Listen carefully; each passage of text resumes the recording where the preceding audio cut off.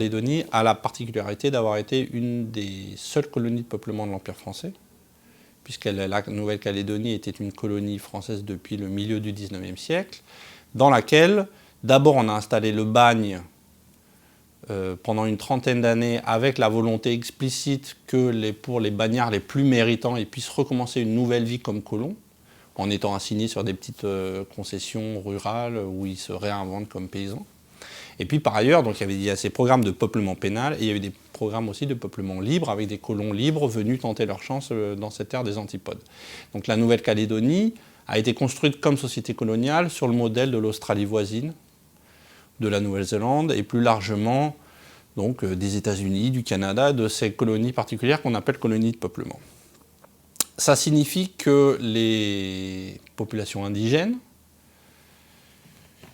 qui ont été qualifiées par les Européens de Kanaks, qui était à l'époque un terme rapidement devenu péjoratif, et qui est un terme d'origine hawaïenne signifiant homme, ces populations locales, autochtones, ont été soumises au statut indigène. Et puis à partir de 1946, à la faveur de l'extension de la citoyenneté dans l'Empire, elles sont devenues, ces populations, citoyennes françaises. Dans les années 50, elles représentaient à peu près 50% de la population de la Nouvelle-Calédonie. C'est-à-dire qu'ils n'étaient plus tout seuls chez eux, mais ils n'étaient plus non plus réduits à la portion congrue, comme le sont en revanche les aborigènes, qui représentent à peine 4% de la population australienne aujourd'hui.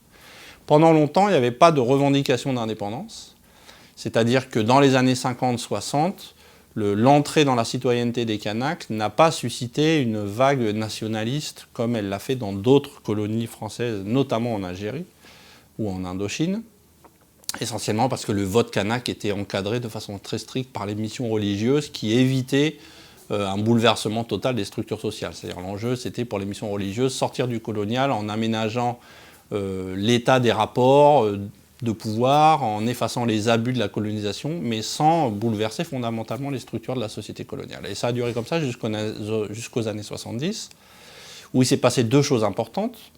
D'une part, il y a une première génération d'intellectuels kanaks, bacheliers, diplômés des universités qui sont revenus en Nouvelle-Calédonie avec un nouveau regard et qui ont, influencés par les idéologies de la décolonisation, du tiers-monde, la théologie de la libération en Amérique latine, etc., sont revenus en Nouvelle-Calédonie en apportant un nouveau regard et en dénonçant pour la première fois ce qu'ils appelaient le colonialisme et en revendiquant la décolonisation puis l'indépendance, dans la lignée du mouvement de la vague des décolonisations africaines et asiatiques des années 50-60. Et puis d'autre part, au même moment, en fait, et précisément en partie pour noyer dans l'œuf cette revendication radicale naissante, il y a eu une nouvelle et dernière grande vague de peuplement français, métropolitain et ultramarin, qui a fait que les Kanaks, cette population autochtone locale, est devenue minoritaire. Donc à partir des années 70, tous les ingrédients étaient réunis pour que la cocotte minute monte en pression, c'est-à-dire que la domination coloniale que subissaient les Kanaks était toujours aussi virulente. Malgré l'abolition du régime de l'indigénat en 1946, les inégalités et les discriminations étaient massives, et le racisme et le mépris étaient géants pour les Kanaks. Et d'autre part, maintenant qu'ils étaient indépendantistes, et donc qu'ils ont construit leur rébellion contre l'ordre colonial à travers le mot d'ordre d'indépendance, c'est-à-dire on veut sortir du colonial par l'indépendance, ils devenaient minoritaires dans leur pays. Et dès lors, la minorisation démographique est devenue une minorisation électorale, puisqu'à partir du moment où ils ont dit c'est pas possible cette situation de domination coloniale, le fait d'être étranger dans son propre pays, disait Chibaou, on veut sortir de là, on veut l'indépendance. En face, les Européens et l'État français a dit aucun problème, on organise des référendums pour ou contre l'indépendance. Et comme en France, la Constitution dit un homme égale une voix, vous allez toujours être minoritaire. Et le vote indépendantiste devient minoritaire à partir de là. Donc c'est l'affrontement de ces deux légitimités, entre d'une part la légitimité du peuple colonisé, le droit des peuples à disposer d'eux-mêmes, la légitimité de ce peuple kanak, et d'autre part la légitimité démocratique à la française, un homme égale une voix. La confrontation de ces deux légitimités a fait que la Calédonie a explosé dans les années 80, essentiellement dans ce qu'on a appelé sur le moment et depuis, de façon assez pudique, les événements, entre guillemets, les événements de 84-88. D'ailleurs, événement, c'est un terme qui résonne avec l'Algérie. Hein, et de fait, ces événements de 1984-88, boycott des élections, affrontements, meurtres, etc., ont eu tous les atours d'un début de guerre civile. Et ça a abouti en particulier au fameux drame d'Ouvéa d'avril-mai 1988, qui a surgi à la une des médias nationaux en France, au cours duquel donc, des indépendantistes kanaks ont fait une prise d'otage de gendarmes qui a dégénéré. Il y a eu 4 gendarmes qui ont été tués. Et après, alors même que donc, les négociations allaient bon train pour la libération des otages, entre les 2 tours de l'élection présidentielle, Chirac, Premier ministre, a ordonné l'assaut militaire et meurtrier de la grotte d'Ouvéa. Donc l'affrontement de ces 2 légitimités, de la légitimité du peuple kanak et de la légitimité démocratique à la française, a abouti à une impasse jusqu'à ce qu'en 1988, Michel Rocard, donc suite au début du 2e septennat de Mitterrand, parvienne à trouver un accord de compromis entre les 2 leaders des 2 principaux camps, le camp indépendantiste kanak et le camp loyaliste majoritairement non kanak, même s'il y a toujours une minorité de kanaks qui sont anti-indépendantistes, Jacques Lafleur. Il y a donc eu un accord qu'on a appelé les accords de Matignon-Oudinot de juin-septembre 1988, qui ont donc ouvert une nouvelle ère, une ère de compromis politique et de début de réconciliation et, disons, d'articulation de ces 2 légitimités contraires. Donc les accords de Matignon sont des accords de compromis avant tout, qui permettent d'arrêter la guerre civile. On décide de repousser à 10 ans la question de l'indépendance. Donc en 88, on dit on va faire un référendum d'autodétermination en 1998. Et entre-temps, on va faire des politiques qu'on appelle de rééquilibrage, qui en fait sont des politiques de discrimination positive en faveur des Kanaks. C'est-à-dire on va créer des nouvelles institutions politiques dans lesquelles les responsables politiques kanaks vont pouvoir s'exercer aux responsabilités. Il y a un partage du pouvoir économique de plus en plus important avec l'investissement des Kanaks dans le secteur en particulier crucial de la métallurgie et du nickel, puisque la Nouvelle-Calédonie représente près d'un quart des réserves mondiales de nickel, donc elle est assise sur une mine d'or, enfin une mine de nickel en réalité, qui, pour les indépendantistes, est la condition d'une indépendance économiquement viable. Donc il y a donc tout ce processus dit de rééquilibrage en faveur des Kanaks qui est organisé pendant une décennie. Et à l'approche du référendum final, les équilibres politiques et électoraux étant ce qu'ils sont, le vote indépendantiste et les forces indépendantistes kanaks étant toujours minoritaires, les responsables de l'État et des 2 camps décident de trouver un autre compromis pour éviter de faire marche arrière et de revenir à l'affrontement des légitimités. Et donc, à la place de faire ça, ils tentent d'insister sur ce qui les rassemble plutôt que ce qui les sépare. Et c'est comme ça qu'ils aboutissent à un 2e compromis, qui est l'accord de Nouméa, qui là va beaucoup plus loin, puisqu'ils décident effectivement de mettre en place ce qu'ils ont appelé la décolonisation progressive de la Nouvelle-Calédonie, par ce transfert progressif et irréversible de compétences de l'État à un gouvernement calédonien, qui est lui-même obligatoirement collégial, c'est-à-dire au sein duquel il y a à la fois des indépendantistes et des non-indépendantistes qui doivent travailler ensemble. Donc on arrive maintenant au terme de ce processus, où un certain nombre d'avancées ont été réalisées, mais néanmoins, si on se fie à tous les résultats, à la fois donc, des sondages qui sont plus ou moins sujets à caution en Nouvelle-Calédonie, parce qu'en général, s'ils sont faits par téléphone, il y a un certain nombre de gens qui n'ont pas le téléphone, et donc il y a une focalisation en général excessive sur l'agglomération de Nouméa et sur les populations non kanaks qui vivent très majoritairement dans la seule agglomération urbaine qui est celle de Nouméa. Mais néanmoins, si on se fie à ces données, et si on se fie aussi à l'histoire des résultats électoraux, puisque les indépendantistes et les loyalistes s'affrontent régulièrement aux élections législatives, provinciales, municipales, sénatoriales, etc., le vote indépendantiste reste, encore aujourd'hui, minoritaire, en dépit du fait qu'un des points très importants de l'accord de Nouméa a été de limiter le corps électoral. C'est-à-dire que depuis les débuts de la signature de l'accord, on considère que les seules personnes autorisées à voter, puisqu'au départ, en fait, il y a un affrontement de légitimité. Donc au départ, les Kanaks disent qu'il n'y a que nous, en tant que peuple colonisé, qui pouvons nous prononcer sur le destin de ce pays qui est le nôtre et qui n'est que le nôtre. Pardon. En face, les anti-indépendantistes disent on est tous des citoyens français, c'est tous les citoyens français présents sur le territoire, sur le caillou, qui peuvent voter. Et peu à peu, ces deux points de vue opposés se sont rapprochés. C'est-à-dire que peu à peu, les Kanaks ont ouvert en disant bon, bah, finalement, sont concernés par l'avenir de ce pays les Kanaks, mais aussi les descendants des colons et des bagnards, ceux qu'ils ont appelés lors d'un sommet en 1983 les victimes de l'histoire, considérant que ces gens-là n'avaient pas choisi d'être inscrits dans ce pays, et considérant aussi que leur lien avec la France était désormais trop lointain et coupé, et que finalement ils n'avaient pas d'autre pays que la Nouvelle-Calédonie, ils n'étaient pas d'une autre terre. Et peu à peu, on a dit bon, bah, les gens nés sur place, etc., etc. Finalement, les accords très difficiles de compromis qui ont été trouvés, c'est de dire, sont appelés à se prononcer sur le futur de la Nouvelle-Calédonie tous les citoyens français, donc là, lors du référendum de 2018, tous les citoyens français installés sur place avant novembre 1994. Donc ils peuvent aujourd'hui justifier de 25 ans de résidence. Et leurs descendants, leurs enfants, etc. On considère que tous ceux qui sont arrivés après ne sont pas autorisés à voter aux élections, localement. Et d'ailleurs, ces populations-là, donc d'origine métropolitaine et qui sont installées depuis 25 ans en Calédonie, organisent des mobilisations régulières pour se plaindre de cette limitation du droit de vote totalement contraire à la Constitution française, mais qui a été acceptée par une dérogation spécifique et une modification de la Constitution au nom de deux logiques. D'une part, parce que c'est un processus de décolonisation, et deuxièmement, et surtout, parce que c'est un processus transitoire. C'est-à-dire que l'État et le Parlement a accepté de faire cette entorse à la règle d'un homme égale une voix que parce que c'est un processus de décolonisation, l'accord de Nouméa, qui se clôt en 2018.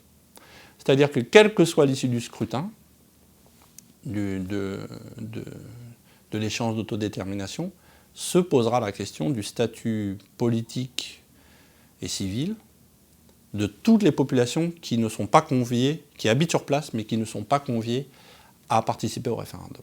En fait, au départ, quand les Kanaks ont accepté ces limitations du corps électoral relativement larges, d'abord, ils ont été mis face au fait accompli, c'est-à-dire que l'État et les Européens ont dit on ne peut pas aller plus loin. Parce que quand les Kanaks disaient « il n'y a que nous qui votons », les autres ont sorti tout de suite les fusils. Enfin, c'était des face-à-face. Donc, de toute façon, les Kanaks ont négocié ce qui leur était possible de négocier, dans un rapport de force très difficile à instaurer face aux loyalistes et face à l'État français. Mais leur pari et la raison de leur signature à l'origine sur cette limitation du corps électoral relativement ouverte, ils ont dit on a deux façons, on va avoir deux stratégies pour obtenir une majorité à terme. La première, c'est la revanche des berceaux, parce que la démographie kanak est beaucoup plus... l'inverse de la mortalité, c'est la natalité. La natalité et la fécondité kanak est plus importante que la natalité européenne, non kanak. Donc, à terme, on arrivera à une majorité. Ça s'est révélé faux, parce que de fait, avec l'alignement des standards sociaux et de vie, la natalité kanak rejoint de plus en plus la natalité des autres communautés. Donc, il n'y aura pas de revanche des berceaux, en tout cas pas dans les médias. Et les grandes familles, la tradition des grandes familles kanak, des grandes fratries, se réduit. Comme ailleurs, pour bien d'autres, pour les classes populaires, etc. Donc il y a ce premier pari-là qui n'est pas encore gagné, de fait, et qui paraît loin d'être gagné. Le deuxième pari des indépendantistes, pendant les accords précisément, c'était de dire on va convaincre les autres, entre guillemets, qu'ils ne doivent pas avoir peur de l'indépendance. On va leur montrer, qu'est-ce que ça signifie? Ça veut dire on va leur montrer qu'on est des responsables politiques avisés, qu'on n'est pas que des radicaux qui faisons des barrages, mais qu'on est aussi capable d'occuper les responsabilités auxquelles on aspire, qu'on est capable de bâtir un État de droit, un État riche. Et de fait, c'est pour ça qu'ils se sont investis dans le secteur de minier et métallurgique, en disant on dispose d'une ressource incroyable, on va montrer aux autres, à tous ceux qui sont contre l'indépendance, qu'avec nous, ils peuvent compter sur nous pour nous occuper de cette ressource, pour faire en sorte que la valeur ajoutée soit gardée dans le pays, Et ainsi, on va leur démontrer que l'indépendance est viable d'un point de vue économique et que nous, on est politiquement responsable pour l'assumer. Et tous ensemble, on va pouvoir l'assumer. Ça, c'est le pari des indépendantistes. Et ça reste un pari ouvert, mais de fait, jusqu'à présent, il n'y a pas eu, on ne peut pas dire qu'il y ait eu, lors de tous les scrutins intermédiaires, une levée de masse du côté des populations non kanak pour ce vote indépendantiste. Notamment parce que un certain nombre de partis loyalistes ont continué de souffler sur les braises et de dire attention, si demain il y a l'indépendance, ça va être la valise ou le cercueil, etc., etc. Ce qui est intéressant de voir aussi, c'est qu'à la faveur de ce long processus maintenant d'une trentaine d'années des accords de Matignon puis de Nouméa, les forces loyalistes et indépendantistes qui se retrouvent de temps en temps, ou en tout cas s'opposent de façon binaire, lorsqu'il y a les grands votes sur pour ou contre l'indépendance, le reste du temps, ces deux camps, globalement, sont extrêmement effrités, voire explosent en plein vol. Donc au sein du monde loyaliste, par exemple, politique loyaliste, il y a des partis très à droite et très anti-indépendantistes et très anti-kanak. Et puis, il y a des partis qu'on pourrait plus qualifier de centre-droit, ou en tout cas qui sont plus dans des logiques un peu de politique sociale, avec lesquels certains partis indépendantistes discutent. Et c'est la même chose au sein du camp indépendantiste, c'est-à-dire qu'il y a des partis qui ont un discours de plus en plus dur, radical, quand d'autres ont une vision beaucoup plus gestionnaire, pragmatique, modérée. Voilà. Donc, et ça provoque des alliances assez compliquées à décrypter entre tel parti indépendantiste et tel parti anti-indépendantiste. Donc à un moment, il y avait un axe du parti de Philippe Gomez avec le parti de Paul Néautine d'un côté, puis après un axe entre un autre parti, l'Union calédonienne, et puis le parti des Républicains. Donc toutes sortes de configurations qui fait qu'on ne sait pas encore ce qui va sortir de ça. Alors ça dépend de quel citoyen on parle, hein, parce que de fait l'accord de Nouméa a aussi une grande spécificité, c'est qu'il a créé une citoyenneté calédonienne à l'intérieur de la citoyenneté française. Donc en Nouvelle-Calédonie aujourd'hui, parmi les citoyens français, il y en a un certain nombre qui sont citoyens calédoniens, il y en a d'autres qui ne le sont pas. Et donc pour les citoyens calédoniens, il y a un certain nombre d'avantages sociaux et politiques. Donc les avantages politiques, c'est que les citoyens calédoniens peuvent voter au fameux référendum. Les non-citoyens ne peuvent pas. Les citoyens calédoniens peuvent aussi voter aux élections provinciales, ce que ne peuvent pas les citoyens français non calédoniens. Et puis il y a eu des mesures, une loi de protection de l'emploi local qui dit qu'à compétence égale, normalement un citoyen calédonien est privilégié par rapport à un non-citoyen calédonien. La mise en œuvre de cette loi a été extrêmement longue et ne fonctionne pas très bien dans l'ensemble. Alors, de fait, le discours qui dit si demain il y a l'indépendance et que la France se retire du jeu, on va perdre en qualité de vie, en niveau social, etc. C'est un argument massu qui est énormément repris dans les milieux anti-indépendantistes. La mouvance indépendantiste, les leaders indépendantistes, disant au contraire non, si on regarde l'économie de la Nouvelle-Calédonie, on produit suffisamment localement pour être suffisant. Ce qui nous plombe en fait, c'est que historiquement, les richesses produites dans le pays et qui étaient traditionnellement aux mains des grandes familles européennes ont été systématiquement envoyées à l'étranger. C'est-à-dire qu'on n'a jamais, l'économie n'est jamais restée, l'épargne n'est pas restée sur place. Les gens ont toujours préféré investir ailleurs, en France et en Australie, plutôt que d'investir dans l'économie calédonienne. Donc sur la question de la richesse et du statut qu'aura la Nouvelle-Calédonie ensuite, donc le grand pari des indépendantistes, c'est de dire on produit de la richesse localement, et en fait, on pourrait s'en sortir si cette richesse n'était pas constamment évadée lorsque les gens ne réinvestissent pas cet argent dans le pays, mais vont plutôt investir en France ou en Australie. Donc ça, c'est le premier pari. L'autre chose, voilà, c'est que les transferts des compétences ont été négociés avec le transfert des moyens permettant de les exercer. Donc concrètement, l'État français continue à payer les fonctionnaires qui vont travailler en Nouvelle-Calédonie, à donner... Donc il y a des masses financières, un flux financier très important qui continue de venir de l'État français aux institutions de la Nouvelle-Calédonie pour permettre qu'elles fonctionnent et qu'à l'intérieur de ce fonctionnement, elles travaillent à la décolonisation. Ce qui pose une question sur si le référendum est positif, qu'en est-il de ces finances-là? Alors l'État français, pour le moment, n'a pas mis de conditions au versement ou à l'arrêt de ces financements-là. Donc pour le moment, ça, c'est pas vraiment en jeu. La dernière chose, et en tout cas une chose très importante qu'il faut avoir en tête, c'est qu'il y a plusieurs statuts de décolonisation qui sont reconnus à l'ONU et de types d'indépendance qui peuvent être négociés. Il y a évidemment l'indépendance sèche, brutale et absolue qui ferait que du jour au lendemain, il n'y aurait plus aucun lien institutionnel, financier, de partenariat ou même politique et social entre la Nouvelle-Calédonie et la France. Ça, c'est défendu par certains groupes indépendantistes, mais la majorité, et en particulier la ligne du FLNKS, qui est le front, la coalition indépendantiste majoritaire, elle n'est plus vraiment dans ce schéma-là, mais elle défend un système d'indépendance-association ou d'indépendance avec partenariat avec la France, ou d'État associé, qui est une formule reconnue de décolonisation en droit international et qui consiste pour un État à recouvrer entièrement ses compétences, sa souveraineté, puis de décider librement de confier certaines de ses compétences à un autre État, dans une relation de partenariat. Ça peut être l'ancienne puissance coloniale, ça peut être un autre État, ça peut être l'Australie, les États-Unis, etc. Et donc, ce que défendent de plus en plus ouvertement les indépendantistes kanaks, c'est un statut d'État associé. Considérant, pour un certain nombre de raisons sociales, historiques et politiques, qu'on n'en est plus à l'ère de l'indépendance brutale. Et déjà Tjibaou, à son époque, disait dans les années 80, au moment de la signature de l'accord de Matignon, l'indépendance, c'est savoir bien négocier ses interdépendances.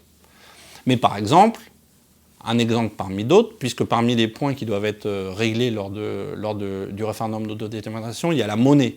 Le franc pacifique en Nouvelle-Calédonie est une monnaie qui est complètement adossée de façon rigide à l'euro. Est-ce que, dans l'intérêt de l'économie calédonienne, il ne serait pas plus intéressant d'adosser le franc pacifique au dollar, qui est la monnaie des échanges de l'industrie du nickel? C'est une question, par exemple, qui mériterait d'être débattue, qui n'a jamais été débattue jusqu'à présent quasiment dans l'espace public calédonien, parce que dès qu'on parle de ça, les gens brandissent le drapeau en disant « Attends, nous, il nous faut l'euro c'est la France, etc. » Donc à chaque fois, le débat politique saisit ces enjeux économiques. Un dernier point qui me semble important de souligner, c'est qu'il y a comme une hésitation historique et politique sur l'objet de la décolonisation en Nouvelle-Calédonie. Parce que lorsque les indépendantistes disent on veut se décoloniser par l'indépendance de la Nouvelle-Calédonie vis-à-vis de la France, ils mettent le doigt sur la question du lien politique entre ces deux territoires, entre l'île, enfin l'archipel de Nouvelle-Calédonie, et l'État français. Mais si demain la Nouvelle-Calédonie devient indépendante sans que la structure des rapports sociaux ne change, la condition de coloniser des Kanaks demeurera. Et ils en ont un exemple, et de fait, le principal... Si on veut comprendre la revendication kanak, il faut toujours penser qu'ils ont en tête le contre-exemple de l'Australie voisine. Les aborigènes ne sont pas devenus moins colonisés lorsque l'Australie est devenue indépendante de la Grande-Bretagne. Ce qui signifie que la décolonisation... Et c'est la principale particularité de ces fameuses colonies de peuplement. C'est que dans les colonies de peuplement où la population colonisée est minoritaire, quel que soit le statut politique du territoire dans lequel ils vivent, la question de leur assujettissement à l'ordre colonial n'est pas résolue de façon institutionnelle et mécanique. Il y aurait certainement des choses importantes qui changeraient si la Nouvelle-Calédonie devenait pleinement indépendante de la France, et notamment le fait que les citoyens français cesseraient d'arriver, de s'installer sans avoir besoin d'un visa quelconque. Néanmoins, ce n'est pas l'indépendance qui ferait que les Kanaks se retrouvaient par magie au sommet de la hiérarchie sociale. Pourquoi? C'est parce que dans ces situations coloniales, de colonies de peuplement, où les colons sont restés et ont bâti une société localement de laquelle les indigènes sont exclus, eh bien, le rapport colonial passe au sein des rapports sociaux. Et si décolonisation il doit y avoir, elle doit passer autant dans l'état des rapports sociaux entre colonisés ou ex-colonisés et ex-colonisateurs que dans le lien politique entre le territoire Nouvelle-Calédonie versus France. Et c'est pour ça que le référendum d'autodétermination ne portera de toute façon que sur le lien de la Nouvelle-Calédonie à la France. Il ne réglera pas, en tant que tel, la question du rapport colonial au sein de la société calédonienne. Ce qui peut le modifier, ce rapport colonial au sein de la société calédonienne. C'est un travail, en gros, sur les hiérarchies sociales, qui sont aussi des hiérarchies socio-économiques, et c'est un travail de long terme, qui fait que la décolonisation en tant que nouveau rapport social ne pourra advenir en Nouvelle-Calédonie que dans une dynamique qui n'est pas tout à fait celle de la dynamique du référendum d'autodétermination. Et c'est en cela que la Nouvelle-Calédonie se trouve en quelque sorte à mi-chemin, disons, de la situation australienne et de la situation algérienne. L'indépendance ne va pas changer du jour au lendemain l'état des rapports sociaux, et la société calédonienne reste une société marquée par l'histoire coloniale, non seulement dans son lien à la France, mais au sein même de ses rapports sociaux.